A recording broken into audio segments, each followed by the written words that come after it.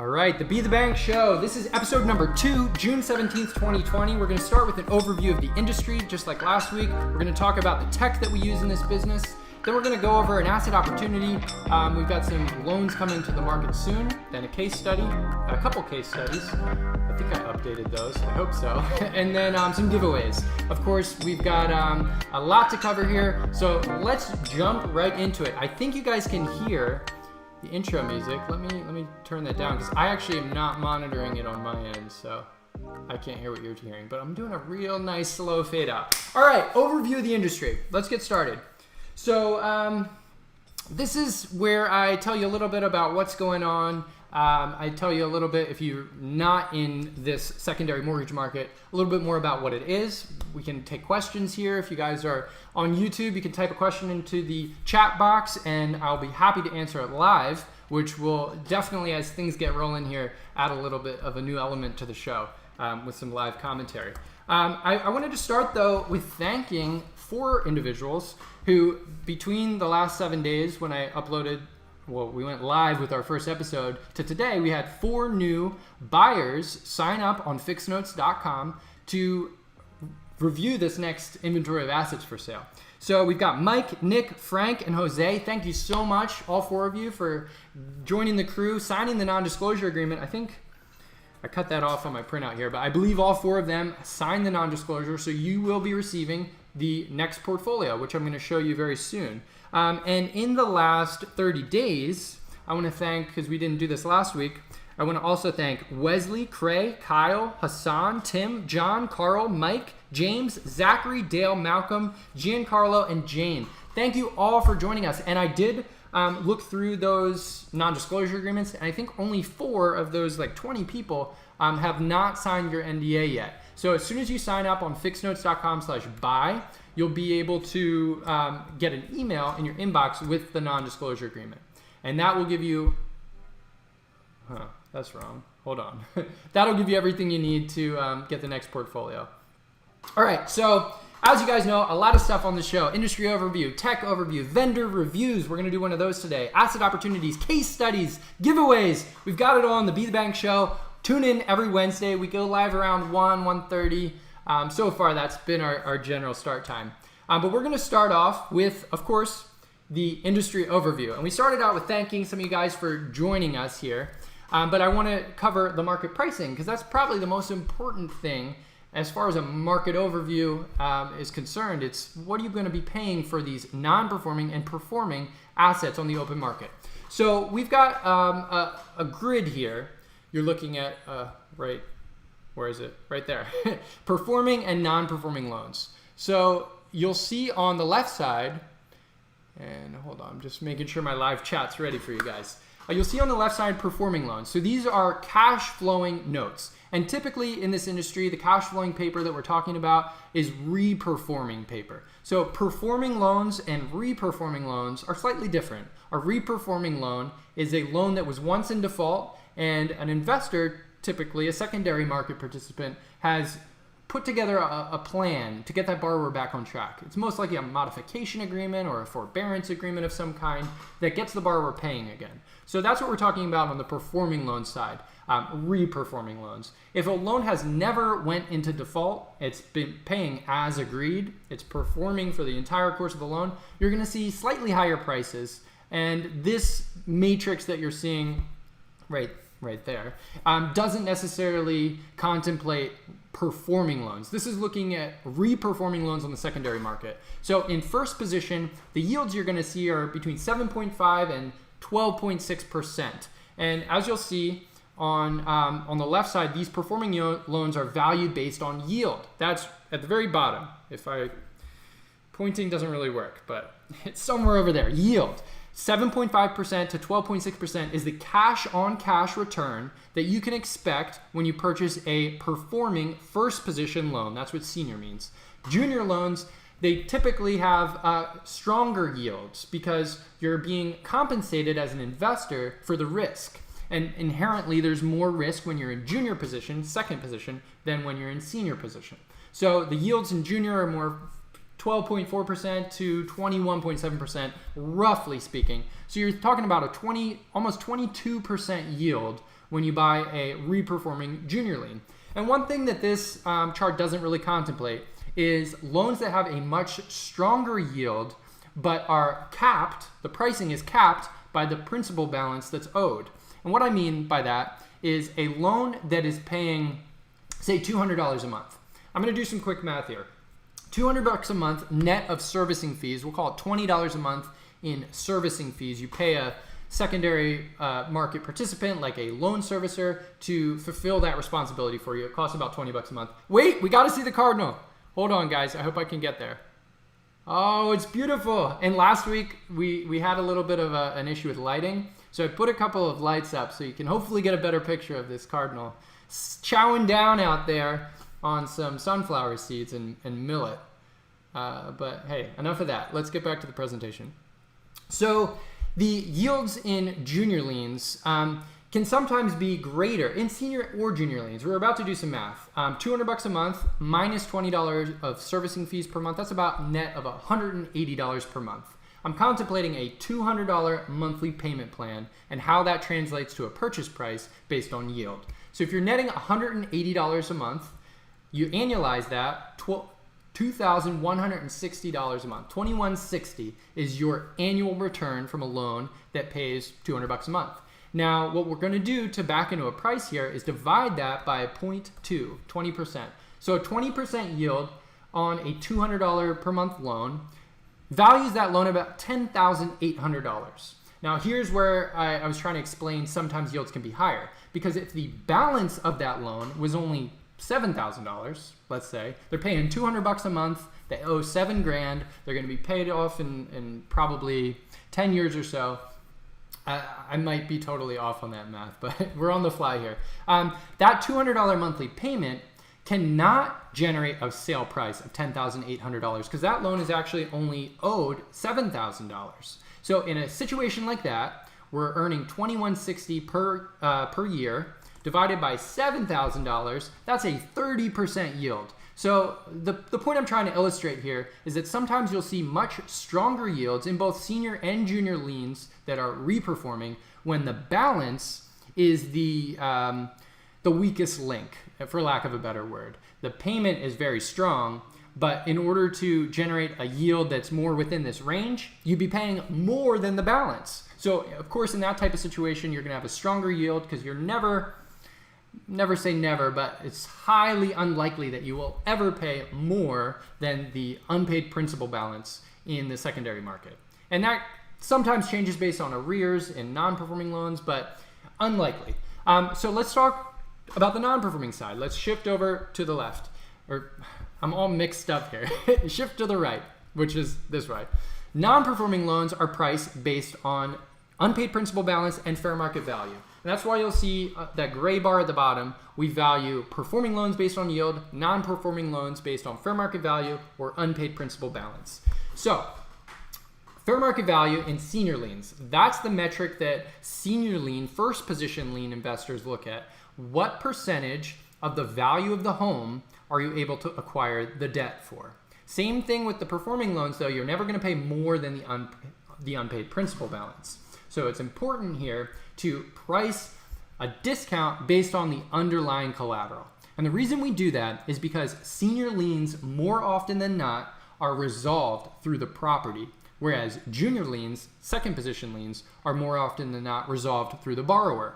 So when you have to construct your resolution based on the value of the home, the underlying collateral value, the value that secures your debt as a secured lien holder, you're going to price based on the fair market value of the home so that you're not overpaying for debt secured by an undervalued asset. Second liens, on the other hand, are a little bit different. These are priced based on the unpaid principal balance. And like I said, that's because the borrower typically is the one who wants to craft some solution to keep their home. And in first position, a lot of times the borrowers want to move on to a different property and avoid a strategic default, which would be intentionally not paying the loan and ending up going through foreclosure to be more cooperative with their lender and potentially execute something like a deed in lieu of foreclosure to take back the deed as a lender to then liquidate that property on the open market. So this chart has a lot of lessons and interesting things to talk about. So if you guys, and we'll come back to this chart, this is the Q2 pricing. We're gonna quickly jump to the Q3 pricing. As you can see, pricing did go down for performing loans in this month and went up for non-performing loans, which is pretty interesting. But we'll see in Q3 how that changes. And then feel free to ask any questions that you want to further clarify this for you. Pricing is very important in this industry because you make your money when you buy. In real estate and in a lot of different asset-based, arbitrage-centric industries, pricing is so important. I'm sorry, I bumped the mic. All right, let's move on to the next slide here. Oops, wrong keyboard. Did that last week too. Let me not do that. So we'll start with the tech overview following the market overview. So as you guys know, oh, and I think I cut it off again here. Oh, no, I'm messing up, guys. I'm messing up. All right, let me move that down. So we use a lot of services, a lot of web tools, and today we're going to be talking about Podio because Podio is the most important. It's really the glue that holds all of the rest of this together. And if you guys want to do a freeze frame on the larger list and ask any questions about specific vendors, you're welcome to. I did go through every vendor at a high level last week, so we're going to do a deeper dive into Podio this week. I do not at this point have any demo of Podio that I'm prepared to share. The problem is there's a lot of confidential, personally identifiable information in Podio. Since we're tracking a portfolio of our clients' loans, a lot of that information needs to be censored and redacted before I share it here. So I'll need to do a little bit of work to make that happen in order to show you my system in Podio. But Podio, with the help of Globaflow, is the automation brains behind my business and some of my clients as well.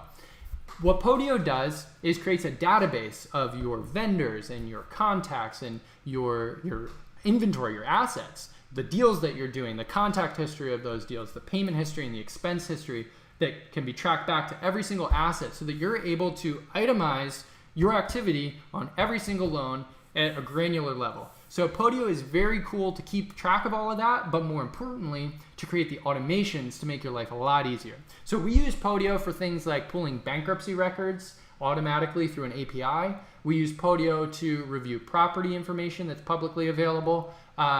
My assistant uses Podio to generate assignments and allonges when we sell loans. We also use Podio to track our credit reports and to make sure that we're monitoring our senior liens when we're buying junior liens. Podio just has an endless amount of possibilities. I have not even scratched the surface telling you now, but I can definitely dig in more in a future episode if you guys are interested in seeing my organization and how I automate my business to operate. Right now we're managing, I think, like 400 assets, and it's me and an assistant, and then I have some back office help from my clients when there's documentation that needs to be prepared or executed. But all in all, we're able to stay very lean because of services like Podio. So I'd highly recommend that you look into this as a system. And there's a very good free option that you can start with to really build it out and get comfortable. And I also want to talk about one other thing while we're, maybe it didn't work. Vendor reviews. Okay, it does work. ProTitle USA, guys. I wanted to talk about ProTitle because I have nothing but respect for the founder and CEO, Alex Goldofsky. Alex is a stand-up guy. He goes to all the events. So if you're in this industry or you're breaking in, I'm sure you'll be able to find his exhibitor booth at one of these upcoming events, which things are a lot different these days as far as events go. But I think maybe by the end of the year, if not a virtual summit, maybe we'll do an in-person thing. I don't know. But there's always going to be events in the future because that's what makes this business work. It's the contacts and the connections you have with vendors like ProTitle USA. So ProTitle, they're based not too far from me in Philadelphia. I'm in Philadelphia. They're north of Philly, I think. Not too far out of the city though. And they order. They have abstractors that do all sorts of public information research in order to prepare ownership and encumbrance reports, otherwise known as title reports, as well as a bunch of really, really cool products that are, I think, industry exclusive. So ProTitle does a really cool product they call a dollar scrub. And a dollar search scrub, I don't exactly know what they call it. I call it the dollar scrub. The dollar scrub is a $1 per record search that they can do, which is a hodgepodge of all these different systems, some manual, mostly automated, that can turn around a portfolio of second liens into a couple very important fields. Is the loan secured or unsecured? Who's the property owner? And what is the last transfer of record? And I think that last one's included as well. They have a dashboard that they send you in Excel, and basically you can quickly analyze through thousands and thousands of loans to make sure that the loans that you're bringing through to your more in-depth due diligence have been confirmed as secured liens. And we'll talk about this in a future episode for sure, the due diligence process, but the number one thing when you're doing due diligence is to make sure secured versus unsecured is, and you're confident with that. And what that means is that the debt that you're buying is still backed by collateral, backed by a real estate, either a vacant lot or a condo or a single family home, multifamily home even, a physical property that secures your debt. So ProTitle is very, very helpful with that. And we're talking about them first because it's one of the first things you should do when you're going through your due diligence. Make sure the loan is secured. And then you can move on to the other tasks like a full O&E, a full title report, and a BPO, and reviewing bankruptcy records, and reviewing credit reports, and it just goes on and on. Once you work your way down that waterfall to make sure that you're not wasting time and effort reviewing loans that otherwise don't have a lot of potential. So ProTitle will help you do that. All right, I don't know what's next, but let's just skip to the next slide. Asset opportunities. Okay, so last week we talked about first position liens, and this week, and I'm going to get a little bigger here since I got the space to use. This week, we're going to get a little bit more granular into the most recent portfolio. So I will be totally honest. The portfolio I put out last week was pretty stale. I didn't send out the data tape. I just gave you guys a summary on the call to show you a little bit about what we've got in the pipeline and what we've been selling in the past. This portfolio, though, everything's available. I'm going to be putting this out hopefully by the end of the week. Like I gave those shout outs to the people who signed up on the NDA recently, you're going to all receive that via email. So you're welcome to reach out to me directly if you don't see it, but more than likely you just didn't sign the NDA yet. So make sure you get that non-disclosure agreement out of your inbox. All right, so we've got a lot of numbers on this screen to talk about. So I'm not going to go over everything, but I want to give you just a taste of what we're talking about here. So I think, hold on, let me get my pen, my mouse here. Let me see if I can do something of a pointer. Okay, I cannot use a pointer, so this is going to be very difficult. Right above my head, I'll start with what I'm actually pointing to. There's 39 loans in the portfolio. There's 7.5 million of collateral value, fair market value. FMV is the value of the real estate. There's $3.8 million of senior lien payoff balance. So when you're buying a junior lien, which is second, well, I'm pointing in the wrong place, but this column you'll see first liens and second liens. And we've broken it down. This is called a pivot table in Excel. Hopefully you guys know what this is and you know how to use these. Because it's very important when you get a portfolio to analyze it at a high level to see what you're working with. So I've created these pivot tables for you so that we can start to understand what is in the upcoming portfolio. So you guys can get ready to potentially do some research on these loans and maybe make an acquisition. So we'll start at the top. First liens with the taxes current. There are 3 loans with current taxes. So when you buy a first position loan, the thing immediately senior to you, the debt, the lien that's the borrower is obligated to pay before they pay you, that's the taxes. So as you'll see, and it's a little bit screwy here because you'll see there's figures in the senior payoff column for senior liens. That is not accurate. These liens are in first position, so there's not a senior lien in front of them. What that record is showing is that there was another lien on the credit report that was, I suppose, mislabeled as the senior. So what you'll do in your due diligence to confirm this column, senior payoff, is look at a title report, because a title report from Pro Title, if you want to use them, and by the way, this is not a sponsored video by any means. I just like their services a lot, so I wanted to talk about them. But the senior payoff, you'll be able to verify through the O&E report, the ownership and encumbrance, or the title report. Different names for essentially the same thing. And that will tell you if you are indeed in first position, if you purchase that debt. And that senior payoff number would more than likely be 0 because you're in first position. However, the taxes, the next column over right here, that's where you want to really focus when you're buying first position liens, because the potential for delinquent taxes can strip your lien. If a first position lien holder gets a notice from the county that the taxes are being sold, there's different geographies operate in different ways, but there's tax certificates that are sold and then redeemed, and there's also tax deeds that can be sold and then after a certain amount of redemption period, those deeds can be converted into the deed of the property.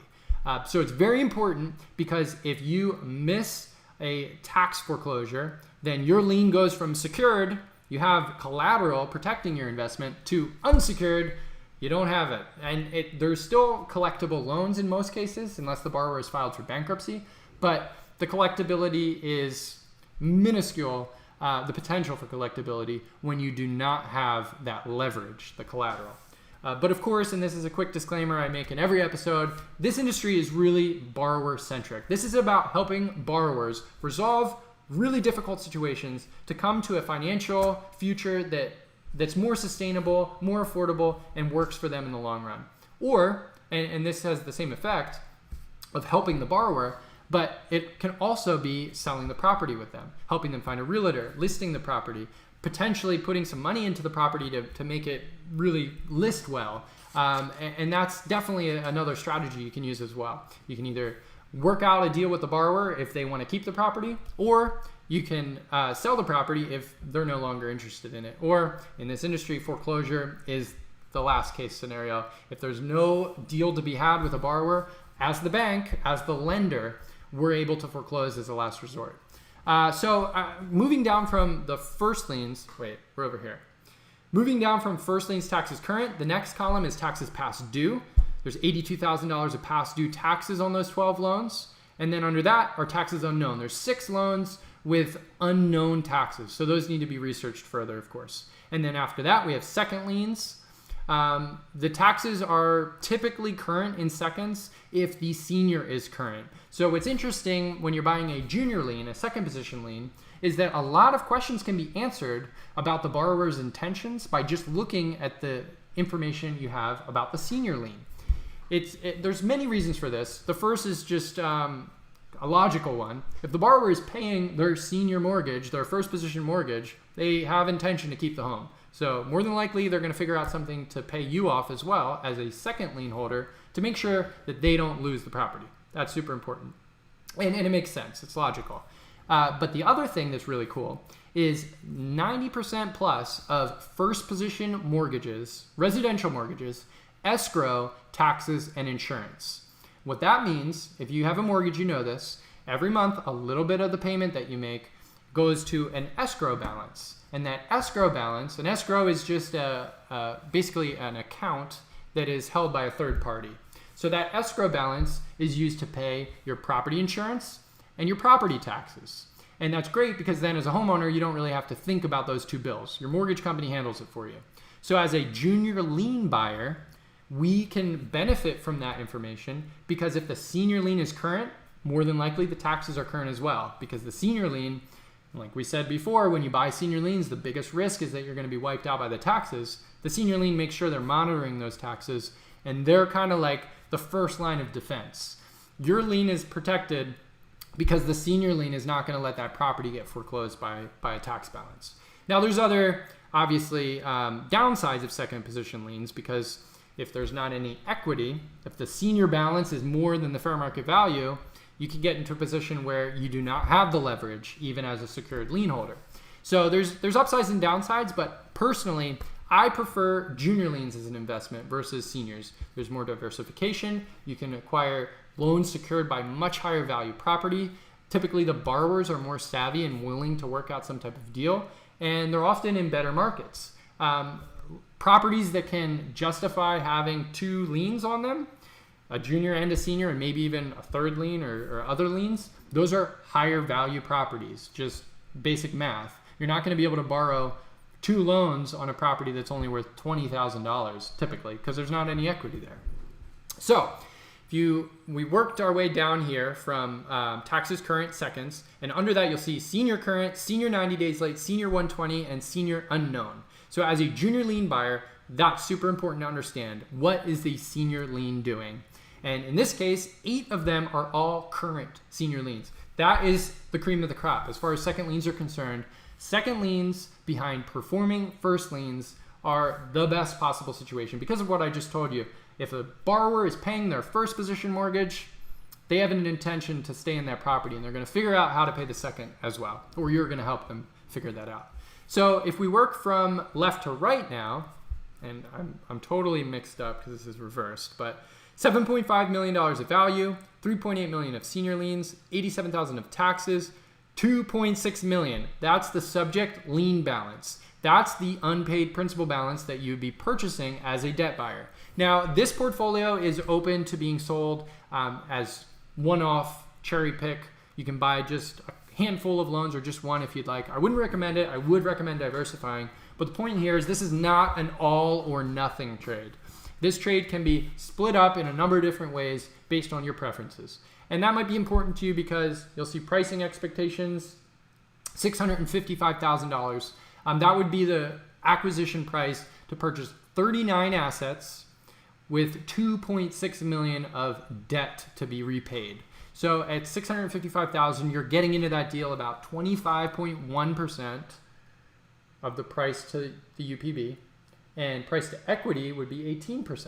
So that's very cool because you're not only secured 3/4 of the way of the balance that's owed, but you're also secured even stronger by the equity. So 18% of the value that you're purchasing those loans for, it's 18% of the equity, the fair market value, minus the senior payoff, minus the tax payoff. So you're very well secured. And we got another bird to look at. Let's take a look, guys. That is a titmouse. That's a very cute little bird. He looked over at us and then dropped his seed.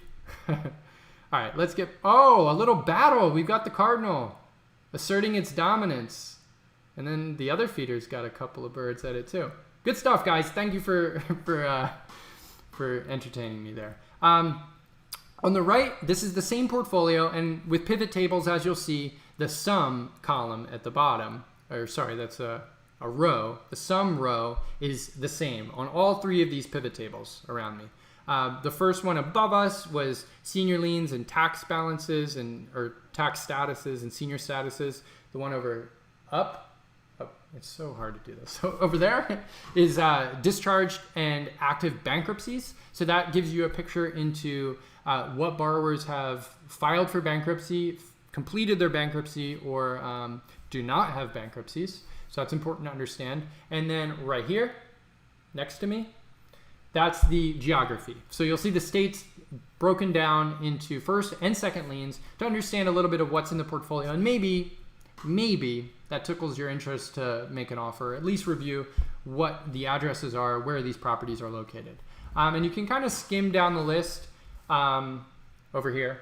You can skim down the list and see with the assets that only have a 1, there's 39 in all, but there's only 1 loan in Arkansas. So you can really see all the data there. There's 1 senior lien in Arkansas. Senior payoff is 0. Tax payoff is $10,000. The balance owed is $46,000. And the pricing expectation is $28,000. So it's interesting when you see a pivot table with only 1 record like that because it's not summarizing anything. It's the specific asset in Arkansas. So the pricing expectation on that loan is 61% of the balance. So you'd be purchasing $46,000 of debt for $28,000 of purchase. And it's also 16.9% of the equity. So the fair market value minus the tax payoff, $178,000 of value minus $10,400 of taxes, is approximately $167,500. So $28,000 purchase is only 16.9% of that $167,500 equity figure. So that's the equity that protects your investment. So that's a pretty stellar deal. I mean, your price to balance is a little higher at 61% than a lot of the other opportunities, but the price to equity is in a really good spot to make sure that you have leverage and collateral protecting your interest if you invested in that asset. So all of these loans, all 39 of these loans are going to be sent out hopefully by the end of this week to the investors who have signed the non-disclosure agreement, and you can find that at FIXnotes.com/buy. That will give you a short form. There will be a button on that page to complete a questionnaire, which will give you a little bit more granular focus into what area of this industry you're really looking for. And then it'll email you a non-disclosure agreement, and then you can use that non-disclosure agreement to become vetted as a buyer. Then we can share personally identifiable borrower information with you and give you the full data set so you can really assess these opportunities for what they are. Non-disclosure agreements are very important in this industry because they protect the borrower. You can't be sending out all this information to just anybody because you can't trust everybody. But by signing a contract that protects the borrower's information, we can have more confidence when we interact and do business in this space. So let's move to the next slide. What have we got next? Case studies. Okay, I got to shrink myself down again. Here we go. I wanted to touch on one thing before we move on to this case study. Last week, I had one case study with an image of the Google Street View of the property. Now, I left it totally anonymous. I didn't include any property address or anything that would identify that borrower to maintain their privacy. But I did receive one criticism from a viewer that it probably isn't a good idea to include a Google Street View of someone's house and then talk about their finances. I will address one caveat before moving on. That property was not owner occupied. They actually didn't want it anymore. They wanted to sell it. So it wasn't really a situation where, also, I'm pretty sure that deal closed 3 months ago. I started doing this presentation. I started preparing to start a weekly FIXnotes show like 3 months ago. And I built episode 1 3 months ago. And then finally got the nerve to get on here and do the show. So that case study was a bit stale. So these new case studies I just completed, these are new deals that are going to be a lot more fresh. So all that being said, Google Street View and the criticism that was potentially breaching the, oops, I moved, my bad. That was potentially breaching the anonymity of that borrower. And I was not comfortable with that. So what I did, just to confirm, I took that image, I just did a screenshot of the picture of the street view, and I did a Google reverse image search. And it wasn't the first result, but a couple results down, I saw the actual property address. So going forward, we will not be using Google Street View to identify these case studies because it's not actually confidential. And thank you, Alex, for the criticism. Because that can definitely improve the show and make sure that we're doing the right thing by all of our borrowers going forward. So just wanted to lay that out there. You're not going to see Google Street View anymore. And I would, and I've seen this many times in other conference calls and YouTube videos where people do show Street View images. If you have done so, or if you've seen that, I would give a friendly reminder to the host of those presentations to maybe think about it, because you don't want to get in a position where you're blowing people's cover. It's basically doxing, right? So you don't want to dox people, especially when they're already in a tough situation like this. All right, so first case study is a non-performing first lien secured by a single family home, SFR. So NPL, non-performing lien, first position, SFR is single family residential. And this specific case study is looking at a discounted payoff. So we're talking about a loan that was paid off by the borrower after some negotiation that was offered that borrower a huge discount on what they owed. So let's go through the story.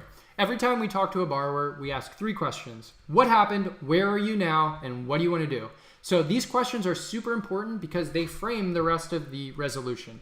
These questions allow the investor to really come to the table as a problem solver and not as a foreclosure mill or an uncaring type of investor who just crams loans through their process without really thinking about what's happening in each of these situations. This is not only a more humanitarian and a more borrower-centric type of approach, but I have found that it's more successful in creating resolutions that are fully lived out. So when you sign a modification agreement with a borrower, if that modification agreement is a stretch for them and it's not affordable to them on a month-to-month basis, eventually they're going to redefault. They're not going to be able to keep paying that. And then you're going to have to redraft the modification agreement, re-execute it, or a forbearance agreement. You're going to have to come to some solution with that borrower to get them back on track. When you ask these 3 questions first and then craft a solution based on the borrower's situation, where they're at, you meet them there, then you're able to craft a modification that's has much more longevity and is more affordable to the borrower. So let's talk about the answers to those questions. Number 1, what happened? Well, the borrower was no longer living in the subject property. It's in disrepair. Where are they now? Well, they've relocated to a more manageable parcel. They've attempted to sell this specific home, the subject property, but after multiple attempts listing at $50,000 starting in 2016, and I was able to verify that looking at Zillow and the MLS listing details, they had no success finding a buyer.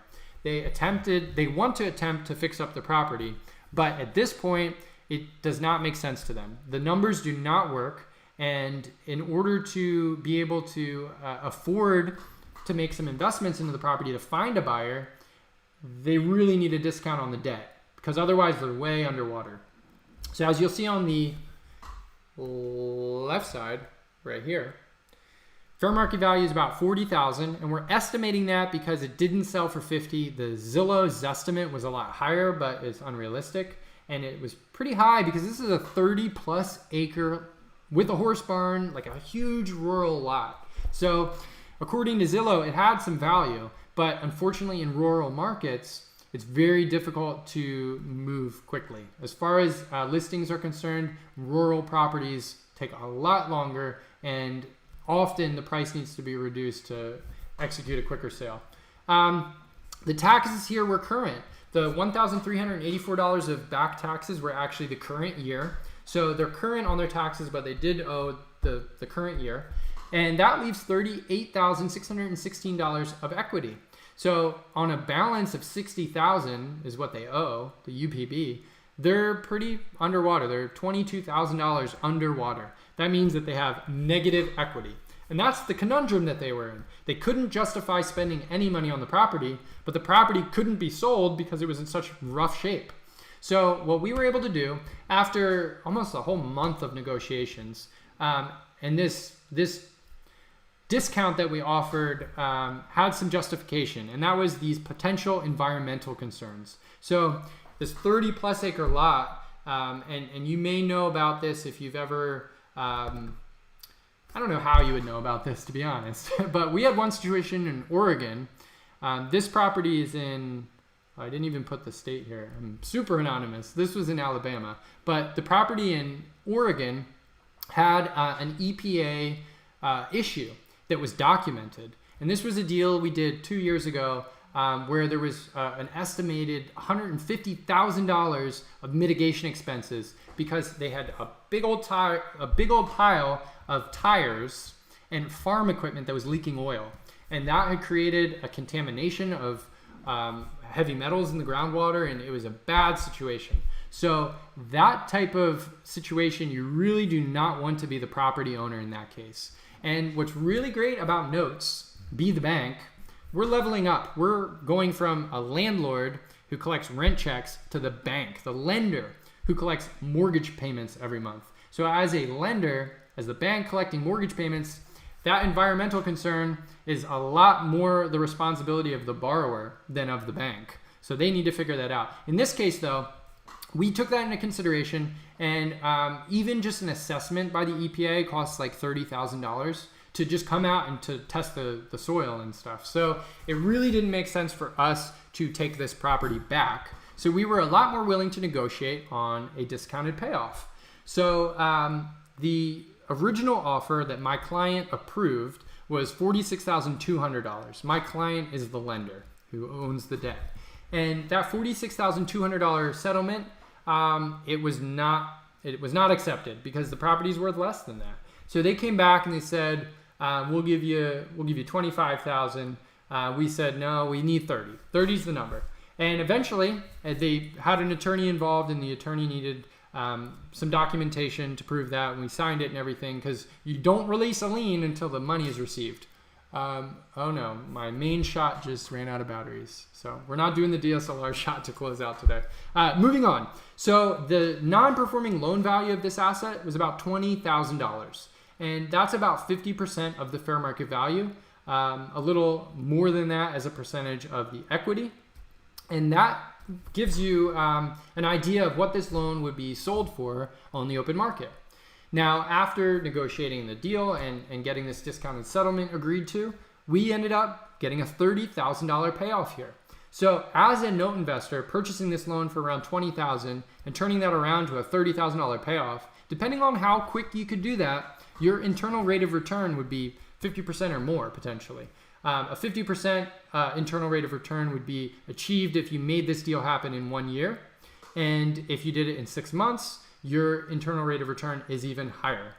In this case, though, the easy way to look at it is a 50% return on investment. So in order to calculate your internal rate of return, you take your ROI, your return on investment, and you divide that by the,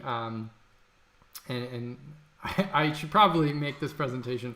I have another presentation that explains internal rate of return. So we'll jump into it more in a future episode. But long story short, the quicker you get a deal done, the higher your achieved rate of return becomes. Your ROI is the same, but your internal rate of return, which takes in consideration the time value of money, is super high when you do a quicker deal. All right, let's talk about one more case study. So this loan is a non-performing second lien, also secured by a single-family residential property, and this one was sold. So last week I thought it was kind of cool that we did both a resolution case study as well as a sale case study. So the first deal that we talked about was a loan that it went through the full life cycle. It was resolved and satisfied. We released that lien from the property because the borrower paid it. And in this case, I want to talk about a loan that still has some potential because it's being sold. This loan was actually closed at the end of May, and it was sold for $50,000. So this is a pretty hefty deal that we want to talk about. Let's start on this side. Fair market value is $470,000. The senior lien, because we're in junior position, in front of you is $345,000. That leaves $124,000 of equity. So that's just simple math. 470 minus 345. $808,000. This is securing your debt, the unpaid principal balance that is owed to the lender of $112,540. So it's just barely positive equity from the borrower's perspective. From the second position lien holder's perspective, there's plenty of equity because, as you know, you're buying this loan at a discount. So your discount is a fraction of the balance that's owed, which means that the equity protecting your investment is a lot greater as a percentage of your invested capital. So what happened on this one? It's a pretty recent default. The last payment date, according to the bank data that we received, is June 10th, 2018. So this borrower was recently paying. It's a large single-family property with equity in North Carolina. There hasn't been any borrower contact. So just as a quick point of clarification here, the first case study, this case study, we were talking about the borrower's actual answers to those questions. What happened? Where are you now? What do you want to do? This case study, though, these answers are really coming from the perspective of the lien holder, the bank, the lender, my client who owns the debt. So it's a large single-family residential property with equity in North Carolina. There's no borrower contact, but per the current senior lien, the borrower appears to intend on keeping the property. So that $345,000, it's not only positive equity, but it's being paid down every month as that borrower pays their first position lien. And you can verify that based on the credit report. Every credit report has what's called trade lines, which represent every debt or commitment that borrower has made to credit cards, to auto loans, to mortgages. And in that trade line, there's something called a pay string. And it's a series of numbers from 1 to 5, typically.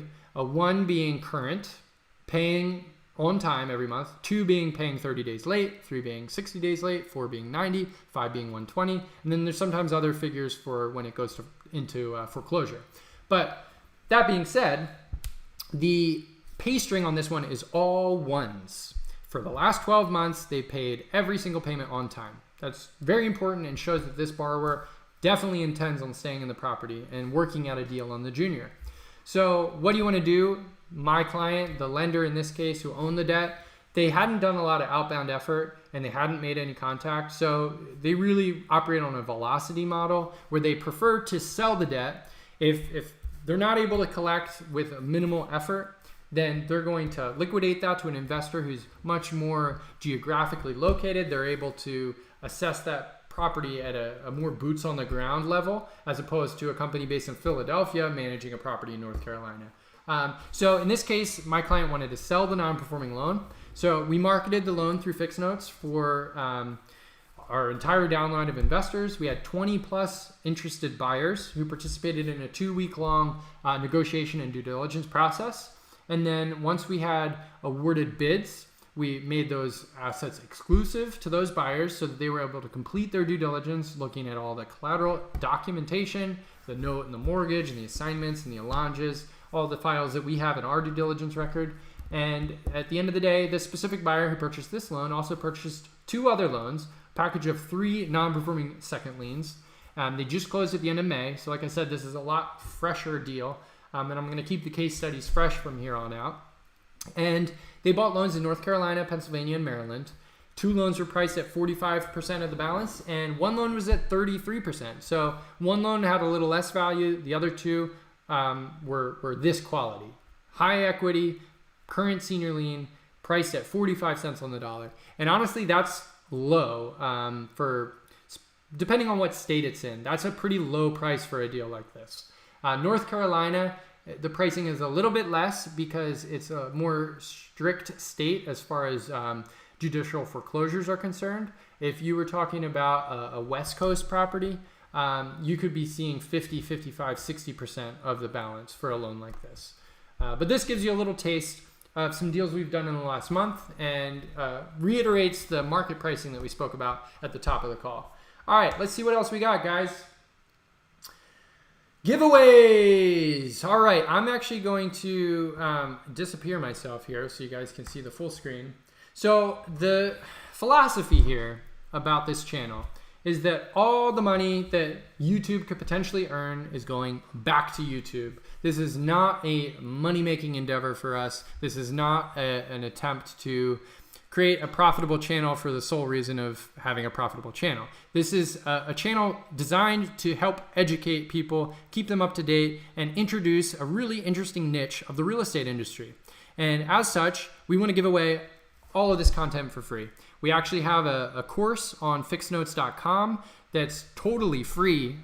It's like 40,000 words, how to invest in mortgage notes. It goes through 12 different modules. There's due diligence, really granular information on how to analyze loans. There's actual contracts to review, state-by-state information. There's a whole bunch of stuff there. FIXnotes.com/learn will take you right to the course.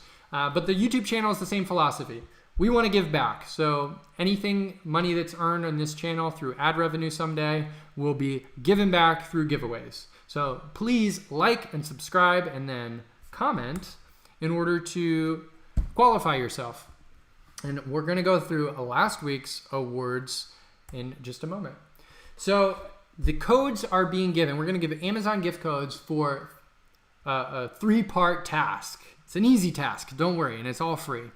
You got to subscribe, you got to like the video, and then you make a comment. We give away 1 prize to the first comment, one prize to the top voted comment in the following week. And then we're going to give a random comment at the end of the following month. So that gives these videos a little bit more longevity because throughout a full month, there'll be a potential to comment on this video and be awarded a month from now in a future episode. So that's kind of cool. That's very cool. And this past week, let me get back over to, I actually don't have just this shot. So let's make it bigger, guys.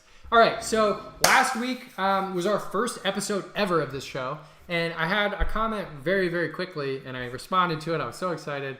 And then I clicked through the channel and it was total scam. It was a spammer, a bot who basically was just generating comments to get more subscribers. So unfortunately, they were disqualified. I don't know how it happened, but their comment was magically deleted. Maybe their account was removed. However, today I had another comment from Mike. And Mike actually is our first winner. So you receive, in this case, since we have earned no revenue through YouTube, our prize money is very small. We're only giving away $1 this week, but a $1 Amazon gift code will be sent to Mike. I have actually all of his contact information already because Mike went ahead and signed up at FIXnotes.com/buy and signed the non-disclosure agreement. So Mike's already has a profile at FIXnotes where he can review future opportunities for sale. And in this case, get a real nice email with an Amazon gift code. So congratulations, Mike. And we'll talk about the next awards in a future video. All right, let me make myself smaller again and see what's up next. Oh yeah, double prize for creators. So this is cool because if you guys, I really respect people who are able to consistently publish content on YouTube. So if you support this channel with a like, a subscription, and a comment, and you win, we're gonna give you a double prize if you are a regular uploader. So Mike, I looked at his page. He does not have any uploads, so he's just a single prize type of guy, but hey, any prize is better than no prize in my book. And what else have we got? All right, I think this is it. I think this is the roll-up of the show. Industry overview, tech overview, vendor reviews, asset opportunities, case studies, giveaways. Tune in to Be the Bank every single Wednesday. We're live around 1 o'clock or so, 1:30, I think today was our start time. And we'd love to have you. So please stop by anytime. Ask questions in the chat. I'd be happy to really drill into any specific points of clarification, any questions that you have that are real specific to this industry that's kind of a mystery to a lot of people. But I will assure you that by understanding how this industry works as a real estate investor, you will open up the floodgates of possibility to so many other opportunities. I started in this business in 2010. It's been 10 years now. And I was 20 years old when I started in this space. And now I'm turning 30 this month in June. So it's been an amazing journey these last 10 years. But what's really cool is that alongside investing in notes, alongside buying performing loans in my self-directed IRA, buying non-performing loans to potentially generate resolutions, I've also bought rental properties. And this knowledge of the behind the scenes, what banks and other lenders go through on a day-to-day basis when they make loans or underwrite loans or assess the viability of a borrower or understand the value of a property and how much debt can be secured by a property, that has given me a leg up in negotiations, in crafting really interesting deals. And I'll just tell you one real quick because we're out of time here. But in 2014 or 13, I bought my first property. It was a rental property, connected twin. And that, after closing, I was very, very excited because I kind of manifested this. And that sounds really woo-woo, but hear me out here. After buying the first half of this connected townhouse, it's two properties, they're connected, two separate deeds, two homes. After buying the first side of this property, I said, one day I'm going to buy the other half. I just kind of said it. I set the intention. I said it out loud, and I made that a goal. I wanted to buy the other half of this property as a rental. both sides. The side I bought was already occupied as a rental. I acquired it as I basically stepped into the landlord's shoes. The other half of this property, I kid you not, a month after my closing, the owner of the other half of the townhouse calls me. They're an absentee landlord. They live in Illinois now. The property's in the Philadelphia area, and they can't handle it anymore. It doesn't make sense for them. They had it leased out at $1,400 a month, and they didn't want it anymore because hiring a property management company, it ate too much into their profits, and they were actually losing ground every month because their mortgage was over $1,400. So what I did, because I was not qualified for a mortgage at 23 years old after already buying my first house, there was no way I was going to be able to afford another mortgage at that time. So what I was able to do is negotiate a seller financed deal. I was able to negotiate a lease to own agreement. So a lease purchase option is another way to say it, where I was the leasee. I was paying rent every month, but my rent was being applied to a potential purchase. So every month, a little bit of my rent payment would reduce an agreed upon sale price.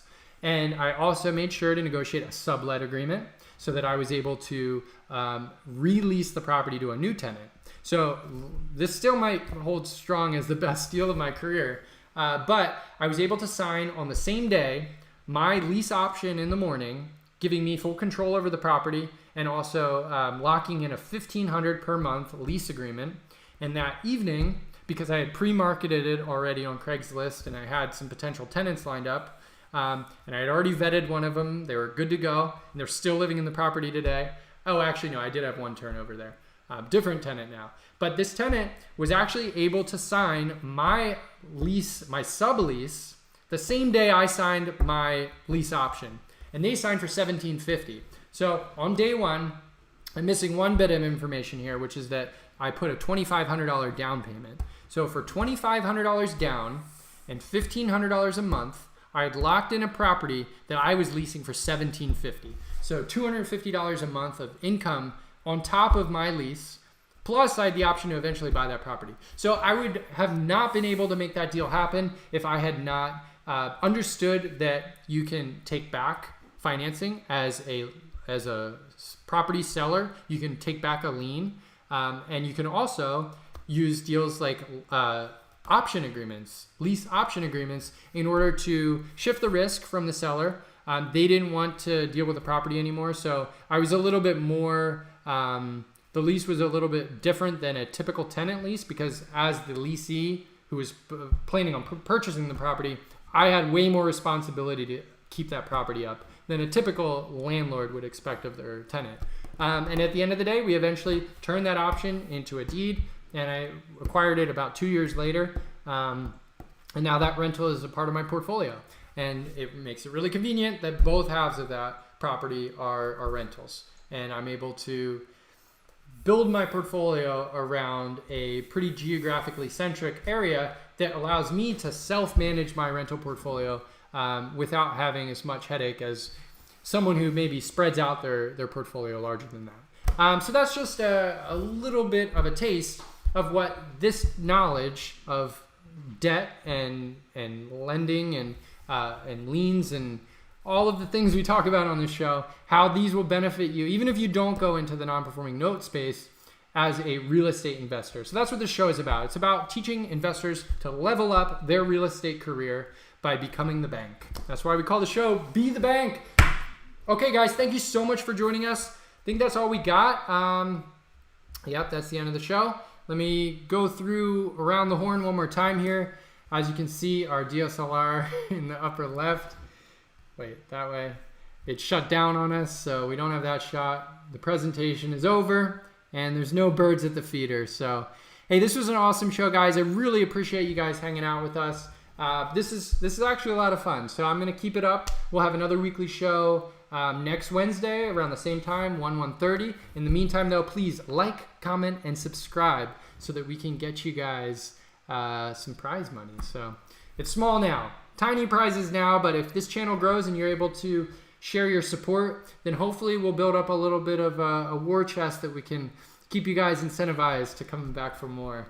All right, let's get out of here. Thank you so much again for joining us, and have a great day. Oops, let me do this. Get the music to get us out of here.